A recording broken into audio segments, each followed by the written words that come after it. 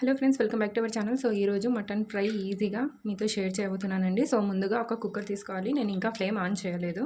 So ఇందులో oil కూడా ఏం వేసుకోకూడదండి. 2-3 టైమ్స్ బాగా శుభ్రంగా వాష్ చేసిన మటన్ తీసేసుకోవాలి. ఇందులో 1/2 టీ స్పూన్ పసుపు, రుచికి సరిపడినంత ఉప్పు కూడా యాడ్ చేసుకోవాలి. అల్లం వెల్లుల్లి పేస్ట్ ఒక 2 టేబుల్ స్పూన్స్ వరకు యాడ్ చేసుకోండి. ఇప్పుడు ఇందులోనే 1 గ్లాస్ వరకు వాటర్ యాడ్ చేసుకోవాలి. ఇప్పుడు వీటిని బాగా మిక్స్ చేసుకోవాలి. మిక్స్ చేసుకున్న తర్వాత లిడ్ పెట్టేసి 2 విజిల్స్ హై ఫ్లేమ్లో, ఒక 4 విజిల్స్ లో ఫ్లేమ్లో వచ్చేంత వరకు పెట్టుకోవాలి. సో 5 విజిల్స్ తర్వాత చూపిస్తున్నానండి. ఇందులో ఇంకా వాటర్ ఉన్నాయి కదా, గ్యాస్ ఆన్ చేసుకొని వాటర్ మొత్తం డ్రై అయ్యేంత వరకు కుక్ చేసుకోవాలి. సో ఇలా మొత్తం డ్రైగా అయిపోయిన తర్వాత ఇప్పుడు దీన్ని పక్కన తీసేసుకొని కడాయి పెట్టేసుకోవాలి. ఇందులో 3 టేబుల్ స్పూన్స్ ఆయిల్ వేసుకోవాలి.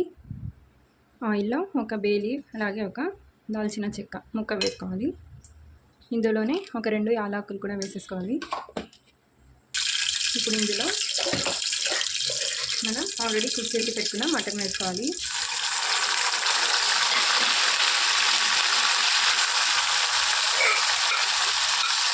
సో ఫ్లేమ్ను లోలో పెట్టి వేసుకోండి. ఇప్పుడు ఇందులో ఇంకా 1/2 టీ స్పూన్ వరకు కారం పొడి, మీరు ఎంత స్పైసీగా తింటారో దాని అకార్డింగ్ కూడా వేసుకోవచ్చు.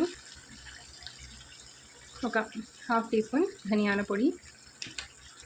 ఉప్పు మనం ఆల్రెడీ వేసాం కదండి, కానీ కొద్దిగా తక్కువ అనిపిస్తుంది. సో టేస్ట్ చూసి వేసుకోండి.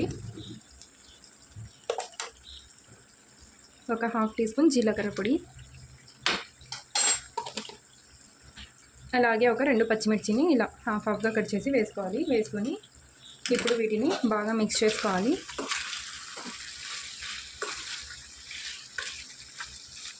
చాలా ఈజీ అండి, చాలా తొందరగా కూడా అయిపోతుంది అండ్ చాలా మంచి టేస్ట్గా ఉంటుంది. ఒకసారి డెఫినెట్గా ట్రై చేయండి, ఓకేనా.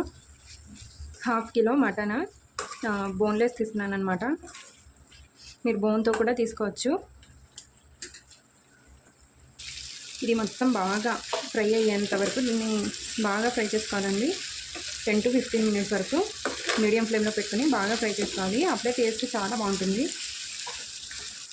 సో ఇలా 10 మినిట్స్ వరకు బాగా ఫ్రై చేసుకున్న తర్వాత ఇప్పుడు ఇందులో కొద్దిగా కరివేపాకు వేసుకోవాలి. మీ దగ్గర ఫ్రెష్ ఉంటే వేసుకోండి, నా దగ్గర డ్రై ఉంది, అదే వేస్తున్నాను. సో కరివేపాకు వేస్తే దీని ఫ్లేవర్ చాలా బాగుంటుందండి.